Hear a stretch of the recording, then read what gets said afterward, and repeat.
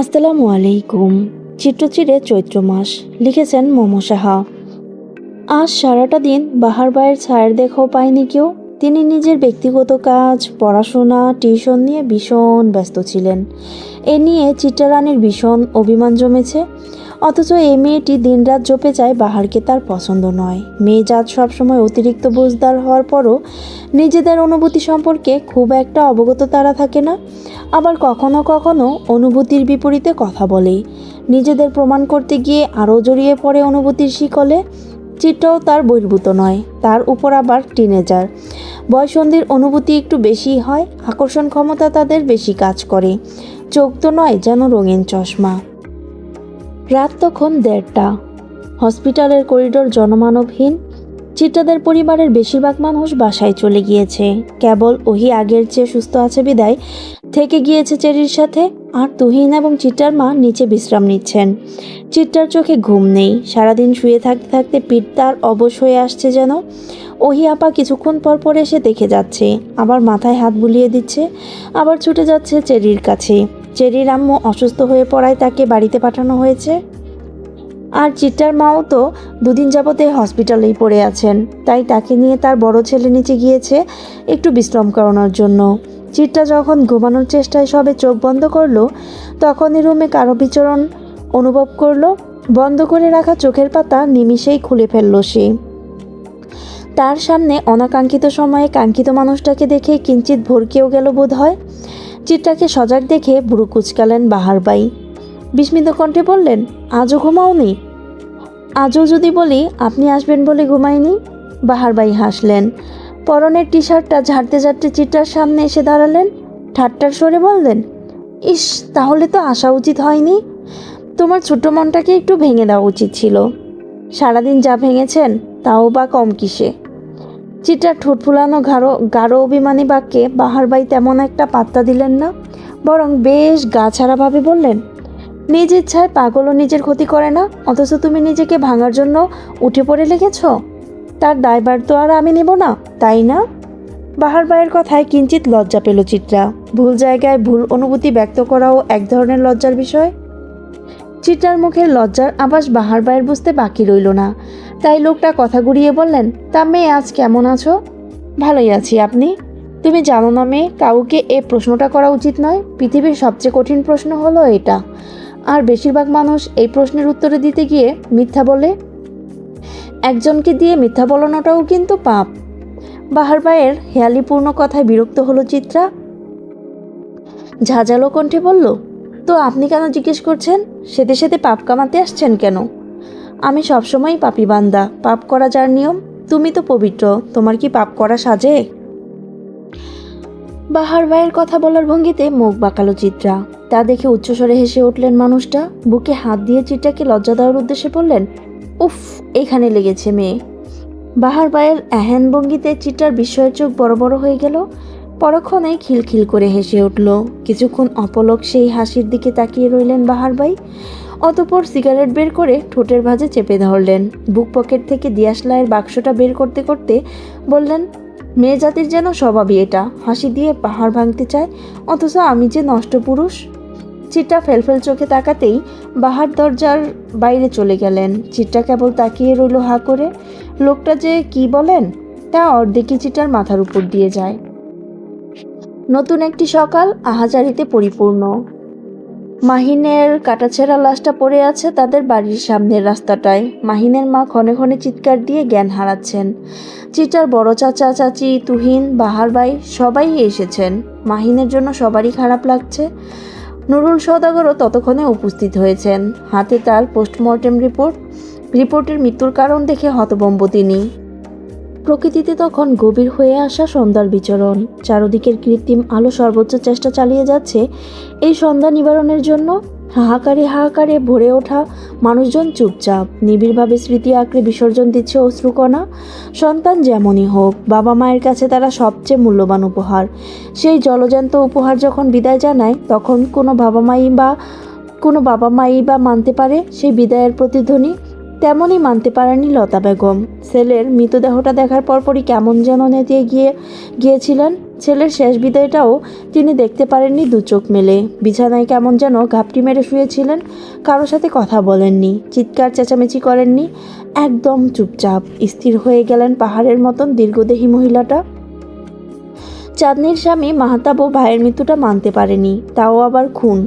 Postmortem রিপোর্টে যখন দেখা গেল খুনের কথা, তখন থেকেই প্রতিটি মানুষ স্তব্ধ হয়ে গেল। মাহিনের লাশটা কবর দিয়েই আফজাল সওদাগর নিজের মেয়ে, মেয়ের শাশুড়ি, স্বামী সবাইকে নিজেদের বাড়িতে নিয়ে এসেছিলেন। মানুষ হারানো সুখ যে বড় সুখ, তবে অদ্ভুতভাবে এই বড় সুখটাও সাধারণ মানুষ কাটিয়ে উঠতে পারে। কিন্তু যতদিন এই সুখ স্থায়ী থাকে কোনো মানুষের গহীনে, ততদিন অন্তত সে মানুষটাকে আগলে রাখতে হয়। সুখ জিয়ে রেখে যদি কোনো মানুষ একাকিত্বে আবদ্ধ হয়ে যায়, তাহলে সে মানুষ আর খুব বেশি দিন জীবন সংগ্রামে টিকে থাকতে পারে না। সওদাগর ভিলা বিশাল বাড়িটির নাম, যে বাড়ির প্রতিটা ইট সিমেন্ট কেবল বহন করে হইচই, রমরমা এক পরিবারের স্মৃতি। আজ সে বাড়ি সুখের নিকোষ কালো আধারে নিমজ্জিত। সওদাগর বাড়ির সবচেয়ে ছোট বউ অবনী বেগম, যিনি বর্তমানে নিজের টান টান বিছানায় পা গুটিয়ে বসে আছেন। সামনে তার ছড়ানো ছিটানো কত রকমের স্মৃতির স্তূপ, চোখে তার বর্ণহীন কত অশ্রুকণা। ক্ষণে ক্ষণে ছোট চেরির ছোট ছোট জামা কাপড়গুলো বুকে জড়িয়ে ধরছেন। কখনো বা চেরির ড্রয়িং খাতা জুড়ে বিশৃঙ্খলভাবে এঁকে রাখা হাবিজাবি চিত্রকল্পে হাত বুলিয়ে দিচ্ছেন।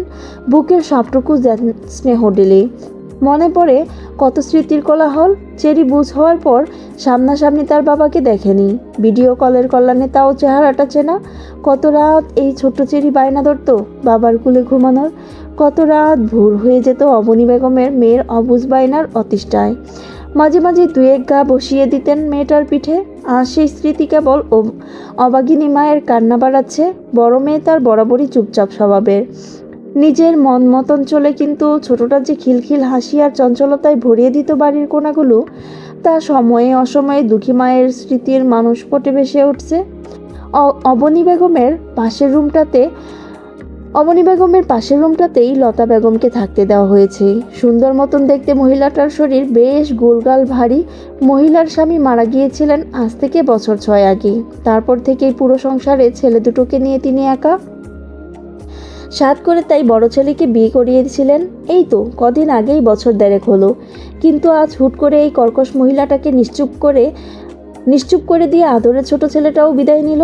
সন্তানের শোক বোধ হয় এত সহজে ভোলা যায় না। তাই হয়তো এই বিধ্বস্ত মহিলার চিত্রার মা বাড়িতে নেই, হসপিটালেই তার অবস্থান। মাঝে একটু এসে গোসল করে শাড়ি বদলে গিয়েছেন।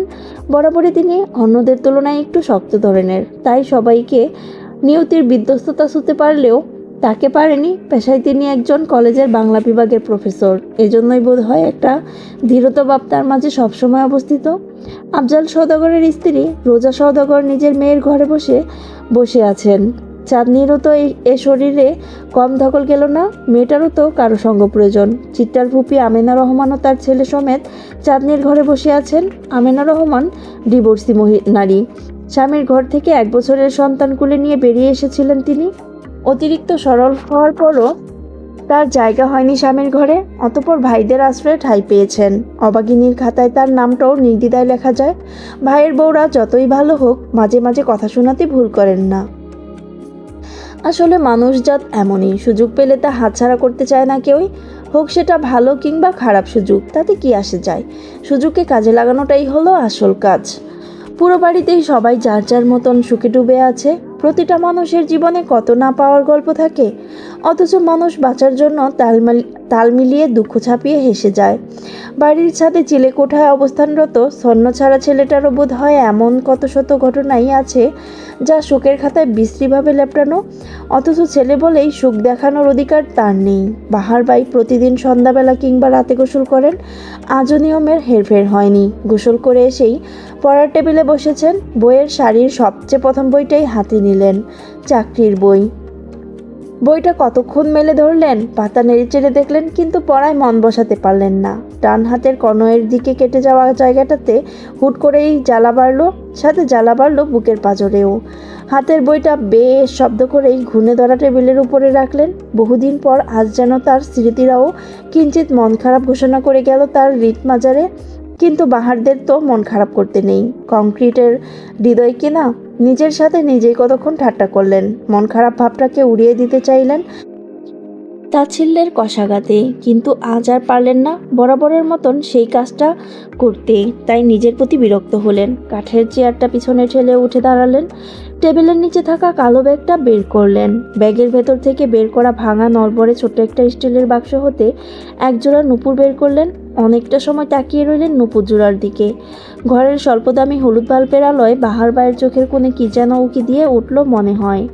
বাহার ভাই কি কাঁদছেন তবে? বাহার ভাইরা তো কাঁদতে জানেন না। নূপুর দুটো নেড়ে চেড়ে দেখলেন বাহার ভাই, বুকের মাঝে ঝাপটে ধরে বিড়বিড় করে পড়লেন।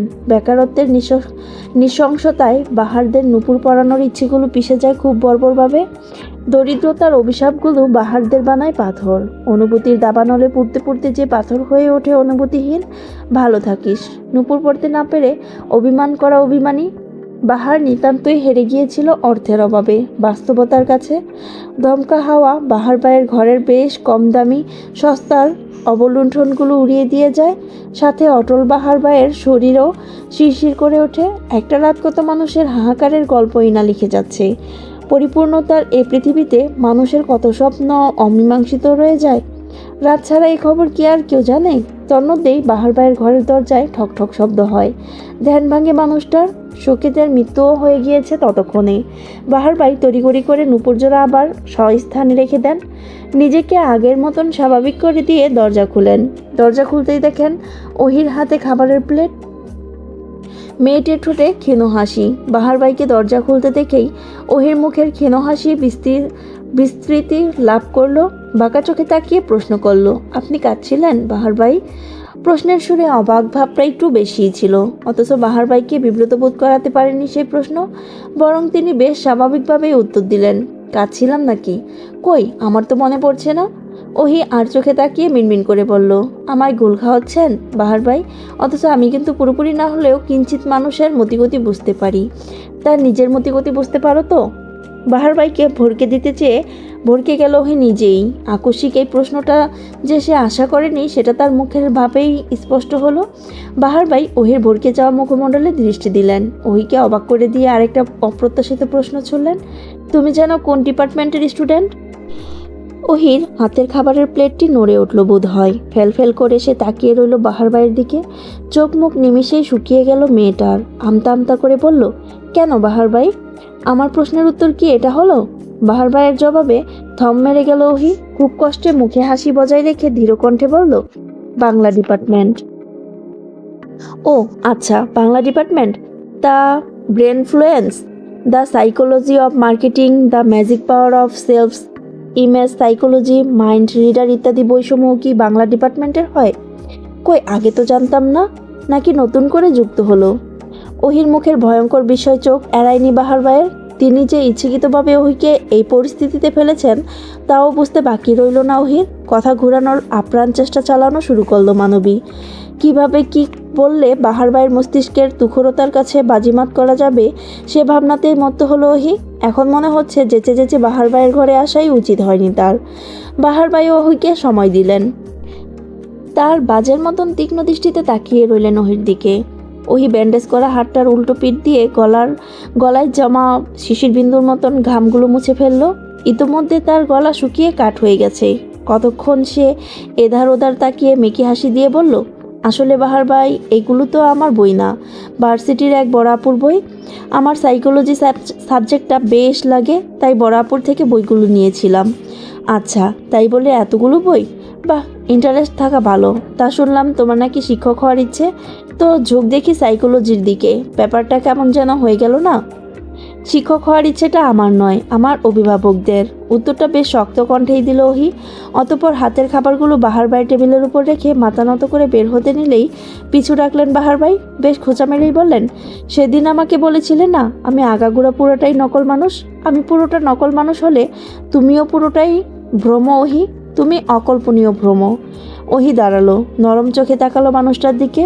বিবশ হয়ে আচমকাই বলে উঠল, ভ্রম আর নকলে মিলে গিয়ে ইতিহাস ঘটলে খারাপ হয় না, তাই না বাহার ভাই? বাহার ভাই উত্তর দিলেন না। উত্তর দেওয়ার প্রয়োজন বোধ করলেন না যেন।